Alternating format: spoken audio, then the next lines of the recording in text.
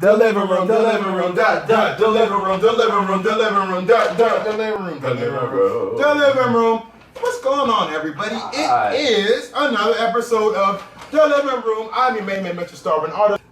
And hi, I am Jaye Allen, and guess who's back? Buddy!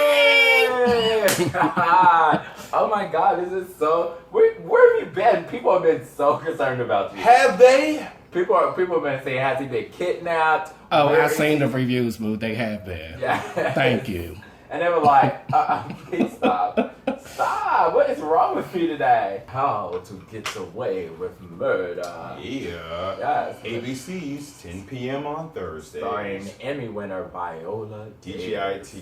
TGIT. So, I'm kind of liking how they're doing this season of the story instead of jumping back and forth. Instead of jumping back and forth throughout the episode, giving us bits and pieces, they start each episode with a little bit more of the story so that you're figuring out, because we know that Viola was shot, the prosecutor was shot. Now we know it opens up with Nate knowing that she's in danger some kind of way, calling her. And so we're getting a little bit more of the story each way. And it's a little easier for me to follow as opposed to being here, jumping back 12 years ago, jumping to the present, going back to yesterday. I like it a lot better. They're probably learning from their formula.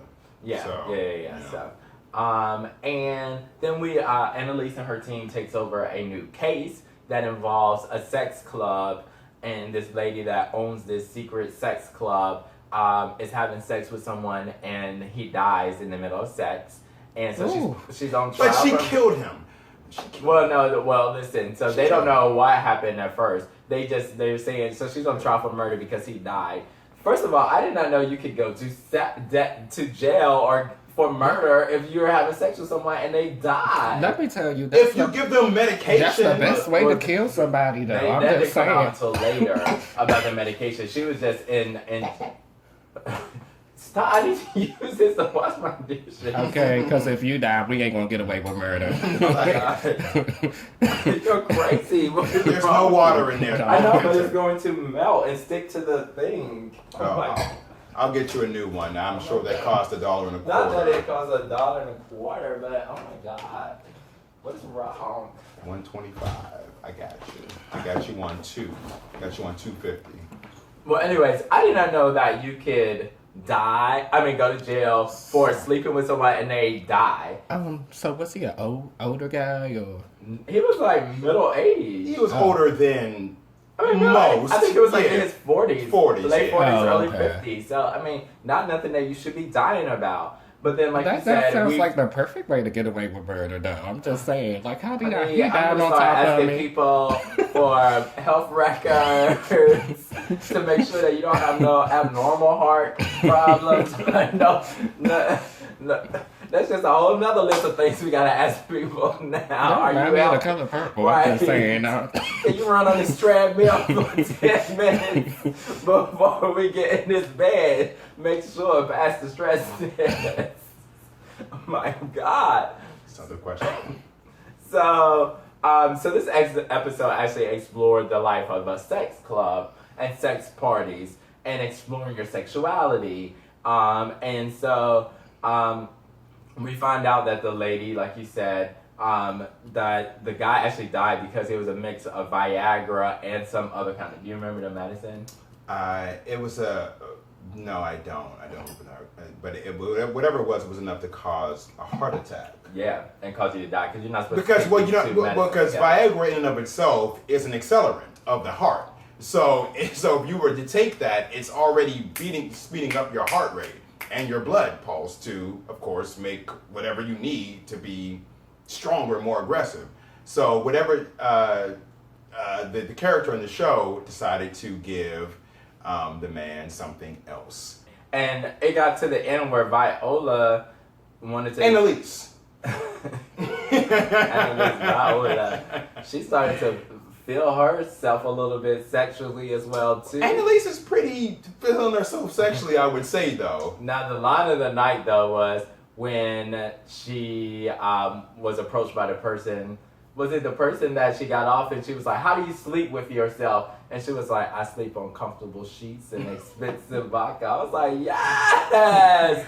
But like, you know what? What my favorite moment of this whole entire episode was, forget about the murder, forget about anything else, was the fact that Viola Davis is one of the few Hollywood actresses that will show herself drinking in an episode. She'll show herself snoring in the bed, and she's just, and makeup free. She's just balls to the wall. She doesn't care about what she does. She's all about the character. Whatever the character is, if the character is a drunk in the alley, Viola will play her and play her to the hill. So yeah, I mean, but it's real life. Like, nobody is beat 24/7. Like, no, we never see like. On the flip side of that, on Scandal, you never see Carrie like with her. Her hair be always laid. Exactly. As much sex as she be having. She like, be having. As much as she be doing. Period. Right. She just always be. Just always be. Like, nobody is on like that all the time. Like, who has the time to do it? Right. I did not wake up like this. No, it's very hard to do. Yeah. So hard to do. It's not possible to do. You know, I don't know. Beyonce may wake up like that because Beyonce is the only chick that travels with fans. No. So if you travel with fans, I just woke up. Thank you for calling me fans. See you later. Do you know some documentaries where she'd be up in the camera? You be like, girl, why are you so like, loud? I love your face. Right. Also, on How to Get Away with Murder, the ongoing case with the brother and sister that allegedly killed their parents, we find out now that they are allegedly a couple. And so that's kind of disgusting because it's just like, this is your brother. Granted, it's not a blood brother, but you were raised as brother and sister. And R.I.P. Bobby Christina, but that just reminds me of Bobby and Nick. Because they were raised as brothers and sisters. I don't know why you bring that up. No, but they were raised as brother and sister from like when he was 7. And then they end up getting married, essentially. And I don't see nothing wrong with it. I don't got nothing to say about nobody else's relationship. I just don't. Hell, if y'all not family, y'all was raised together, but I mean. Well, put it this way, like, you're raised as brother and sister. So that is very disturbing that if I'm raised as somebody's brother. It's not that it's disturbing. I guess you have to be in a position to say about it. But if I am raised growing up that this is my brother and sister, there's something really strange in my head that I grow that I want to be in a relationship with you. Like, that's no. So, and we find out that there's a picture that was leaked to the media was leaked by their employee that she's not a maid, but she oversees the house. What do you call that? She's oh gosh, he said it too. She's not an au pair. She takes care of the house. Not like a butler. I don't know what she is. She's the house manager, essentially, for lack of a better word. She's mammy. Mammy. You know, Asher, one of the Scooby-Doo gang, as you like to refer to them, actually is going behind Viola's back and helping the prosecutor on this case. And he stole Viola's recorder and gave it to the prosecutor. So at first it comes off that he's just basically turning on her just because. But then we find out later that he actually is in a little bit of trouble with some girl named Tiffany that I'm sure will unravel as the season goes. So he's actually doing it because he's in some kind of danger. And then Wes finds out that Michaela is her name, black girl. Yes, Michaela. Yes, Michaela. Michaela, Essence, know her. Yes.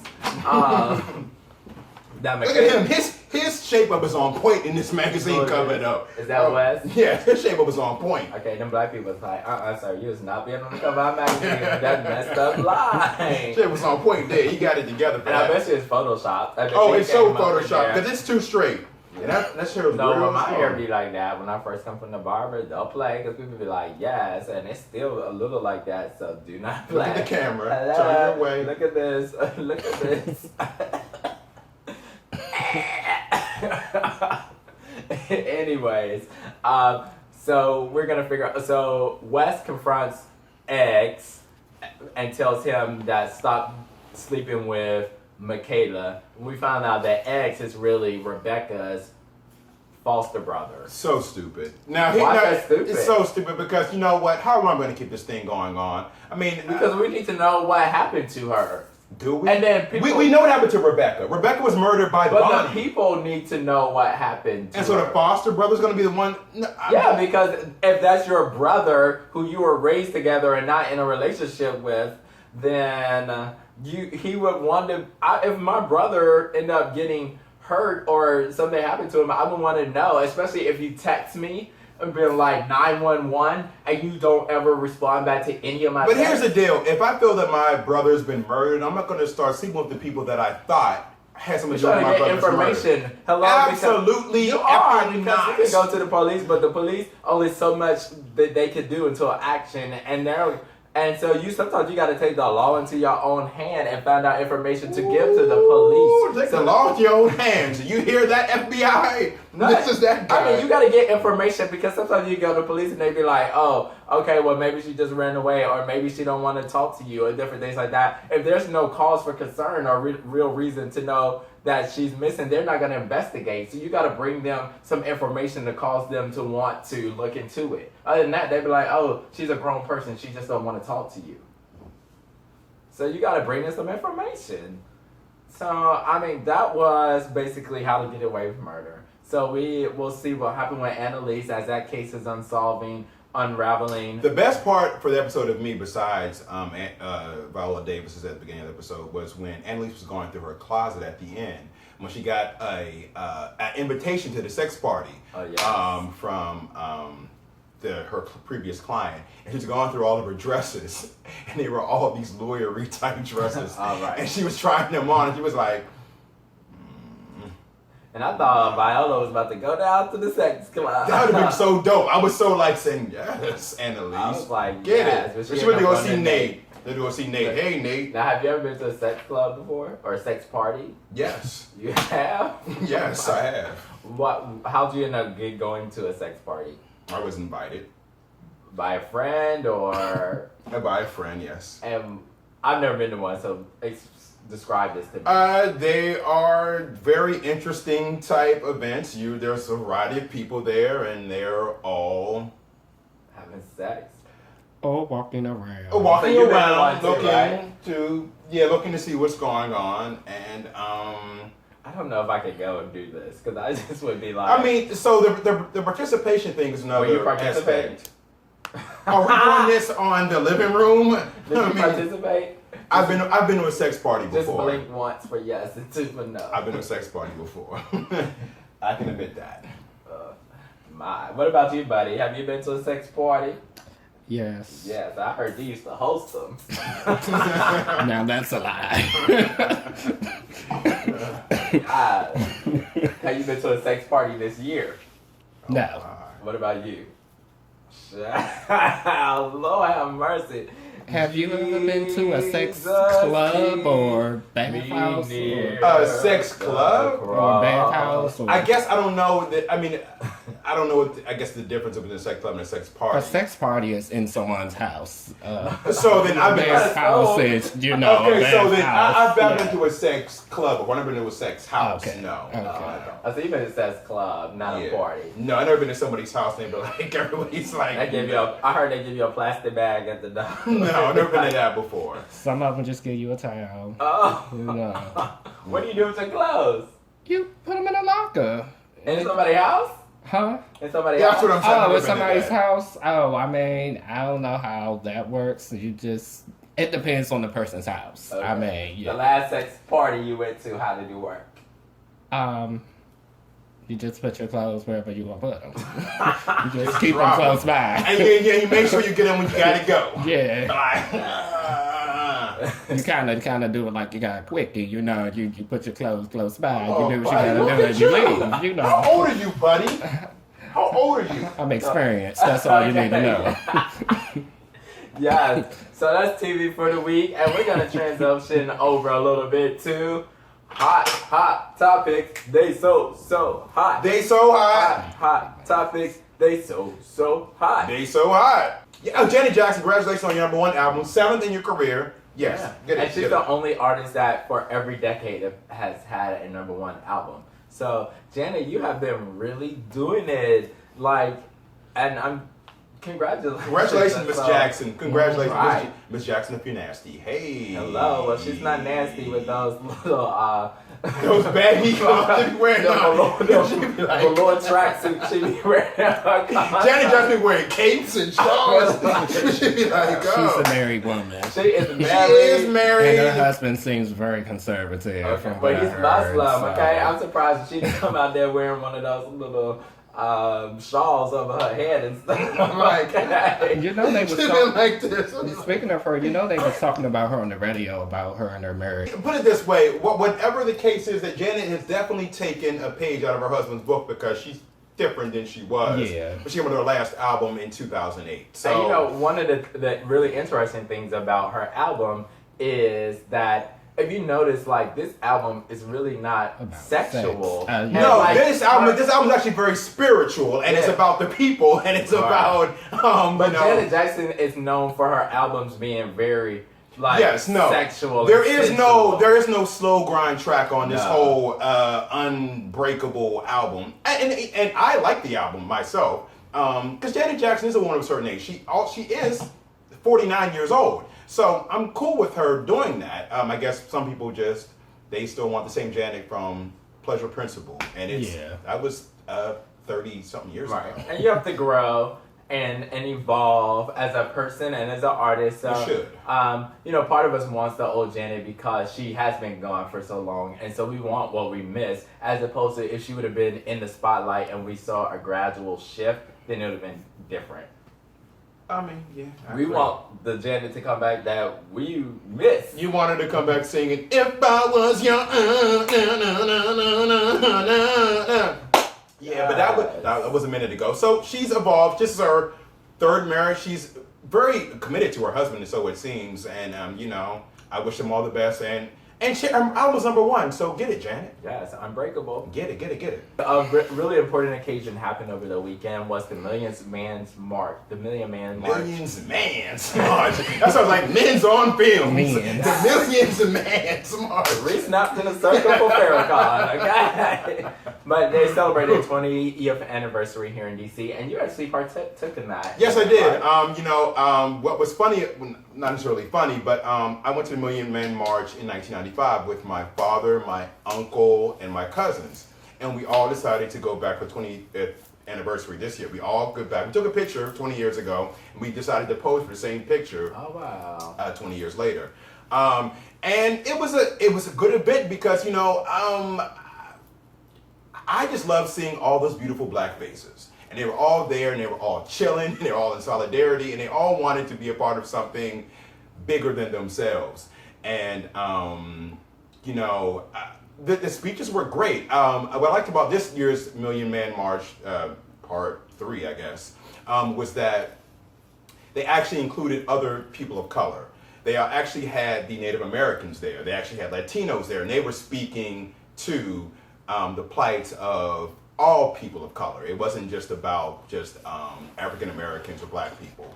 So it was good to be a part of that whole experience. And so what was the overarching theme, or what? The overarching theme, so I mean, you know, the past 2 to 3 years for African Americans have been difficult, dealing with, of course, a lot of the police brutality and situations they've been dealing with. And a lot of it talked to that whole thing, the whole Black Lives Matter campaign and such. So I feel that Minister Louis Farrakhan, while a paragon, had some necessarily more dated views, and the people that he brought, though, which was good, had some more updated views about America and what it was going on. So I feel that the overarching thing was that, you know, there's still work to do. We've come a long way in the past 20 years. We've had a black president who's getting ready to, you know, he's getting ready to celebrate his 8th year in office. And I don't know that we could have done that in 1995, but we were able to do that in 2008. So I feel that, you know, the message was that things have come a long way. There's still a ways to go. You know, also, Raven-Symoné is in the news lately because she made a comment on The View saying that she would discriminate against people with very ethnic names like Watermelondria or different things like that. First and foremost, her name, and this is not like her first and last name, her first name is Raven-Symoné. That's her first name. Right. So for her to say anything like that, it's like, well, baby, you got your first job when you were 3 on TV, and you've been able to translate that job for the past 30 years into other jobs. But it's not because your name wasn't Catherine. If your name was Catherine, it wouldn't be the same thing. You got your job because your name was Raven-Symoné, and Bill Cosby decided we need to replace Shania Pulliam. So she was getting too old. She was Right, we needed somebody cute. And that's the role that you fill. You were the cute little girl in 1989. But you know what? Still now, you talking on The View, Raven on The View, as a regular viewer of The View, Raven to me is so. Her views are really outdated. Well, ignorant. Her days are so ignorant. I mean, it's like, and I understand why, because she was a child that was brought up always having to deal with, she was always taken care of. She never had to fight for anything. She always had a paycheck. She was 3. She even said it, she took care of her mommy and her daddy.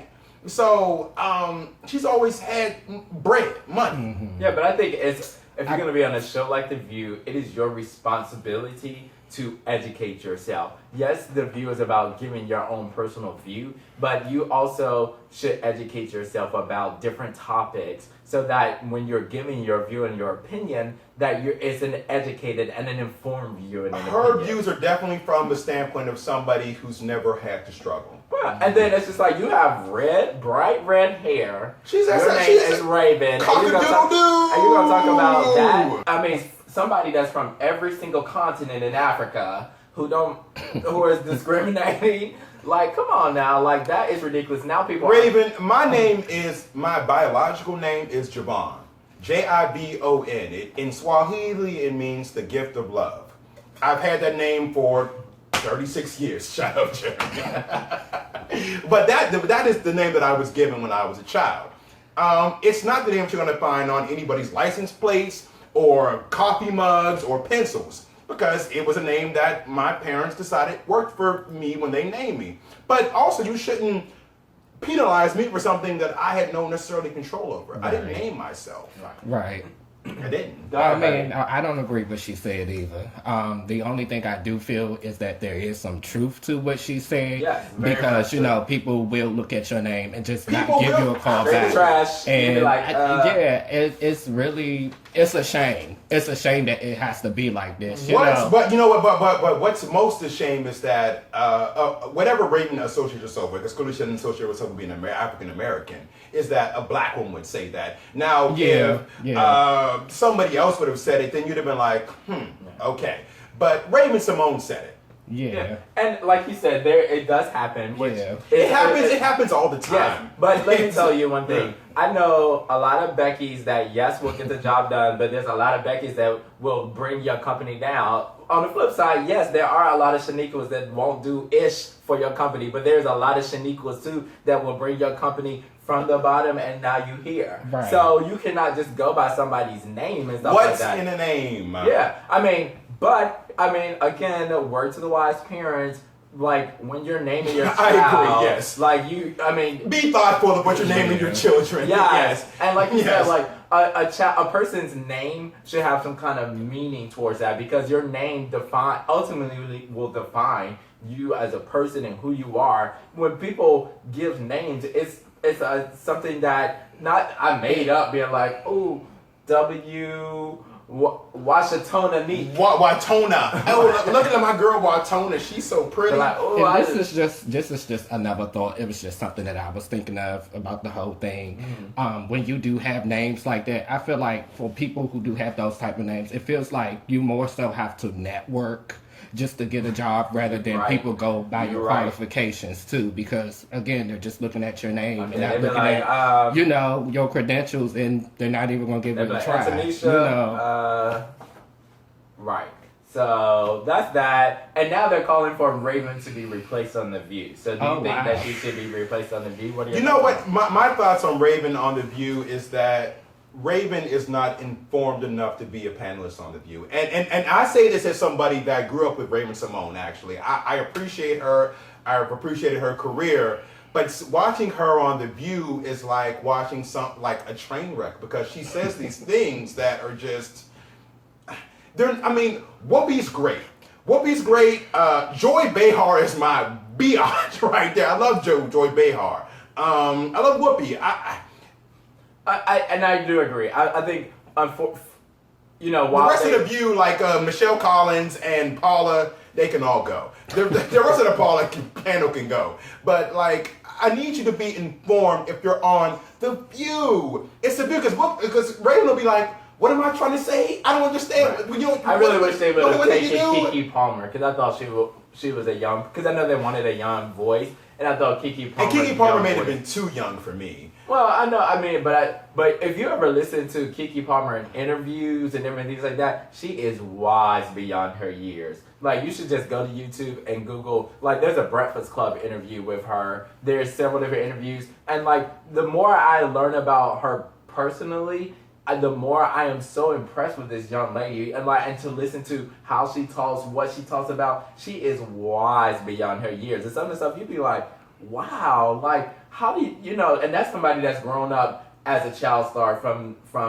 and to hear her perspective on life and different things, and to see like she's really mostly kept out of a lot of similar shenanigans and stuff like that too, but really brings just a really awesome perspective. But I do think that she needs to be removed, only because we're so quick to attack other people. Like, if a white person were to say something like that, then we'd be like, get off the hell. But this isn't the first thing that Raven said. She also said that Harriet Tubman and... But you're not explicitly saying about that that you would openly discriminate against a group of people based upon their name that historically is with a certain race and of see people.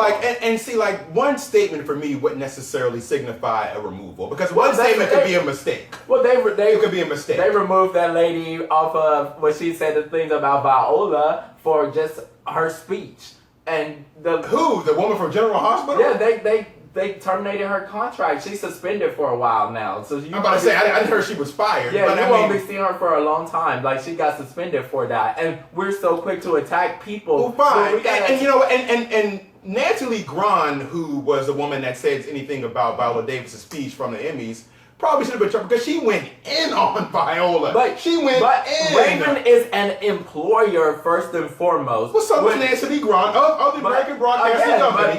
But the same thing, we need to hold people's standards. We can't just be like, when white people say something about black people, I don't think it was a white or black thing. It was. Discriminating against somebody.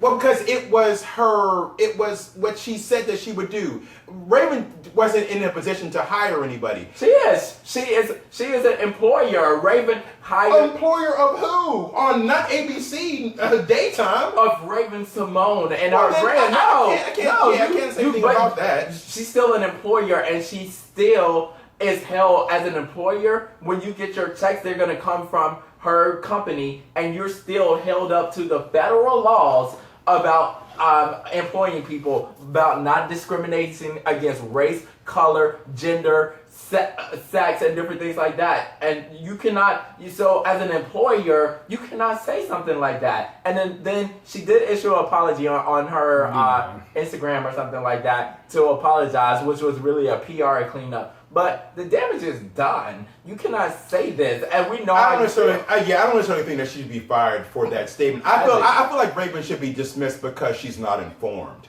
She's not good at her job. That's what she's not good at. She's not good at her job. When you're not good at your job, you got to go. I mean, her making a statement about anything, I can make a mistake in a statement on something. I could. I can't be fired for that one statement. But when I'm not good at my job, let me go, because I'm not doing what I'm supposed to do. That's all I'm saying. Shrew. So, bye, Raven. I know, right? You know, She is not good at her job. And neither is Paula. Paula, you can follow Raven right out the door. And then Michelle can go. Bring back Sherry. bring back Nicole Wallace. Bring back Nicole please. Wallace. And then we'll have The View. Then we'll have The View. Transitioning into Gitchy, ya ya da da.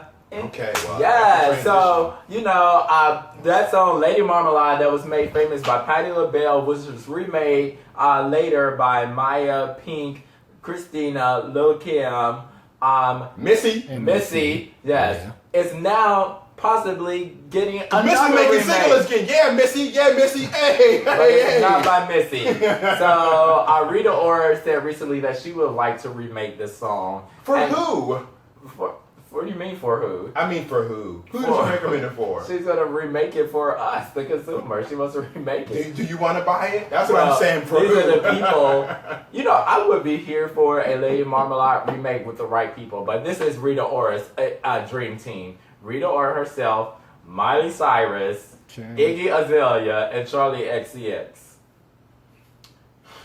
As a man of a certain age, I don't know who most of these people are. I know Miley Cyrus is because she's Billy Ray Cyrus' daughter. And You she's know on one Iggy channel. Azalea. I do, but I don't know any of her songs. I'm so fancy. I mean, yeah, but if I'm like gonna make it big. that joint is not on my playlist on my Yes. phone. Like, yes, Iggy Azalea. No. Rita Ora. I know. I know Rita Ora Nah, is, he just but say he know none of them. I just named 3 or 4 people. He know every single one of them. But I'm not checking for him though. So back in the day when Missy and Pink and Christina and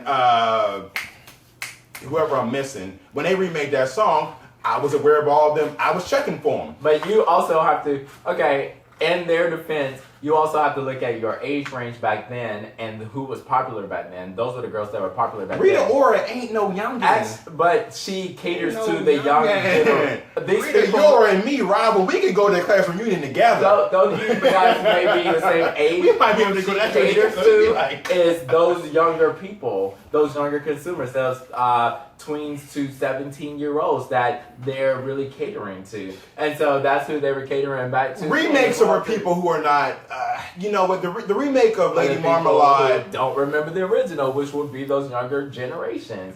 And so You didn't let me finish my statement, but remakes are not necessarily the route to go on certain things. I think it worked for Lady Marmalade because that they did that song for a soundtrack that was about the Moulin Rouge, and that worked for that.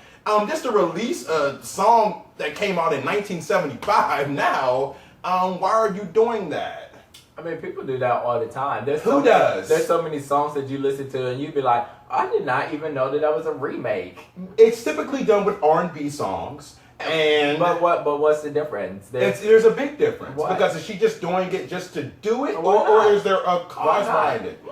If she wants to remake it, she wants. Buddy, what you think? I don't know. I don't know. I'm just listening.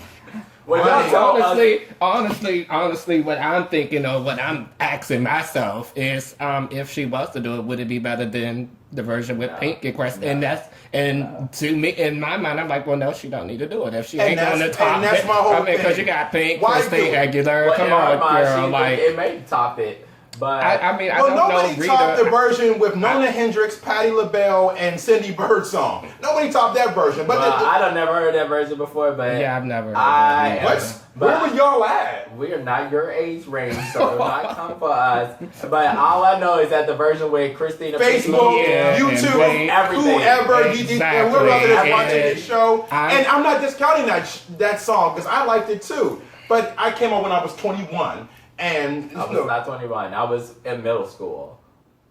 So this coming from a person who's 3 years younger than me, and he was in middle school when I was out of college. How did that happen? 3 plus 10. I mean, how did that happen? How did that happen? Let's do the math. But what do you all think? Do you think that they should remake this No. or no? No. So let us know in the comments. And do some math. So I graduated from college in That's all the time 2001, we have and for Mr. that. J. Allen was in middle school in 2001. How'd that happen? The living That room, song didn't come out in 2001. absolutely effing dead. YouTube, Well, I can Facebook. let you know that I was not in nobody's college. I was still in secondary school. in 2001. So you know. Roll the credits. Yeah, come for me on the slide, but I don't know what you're gonna do about it.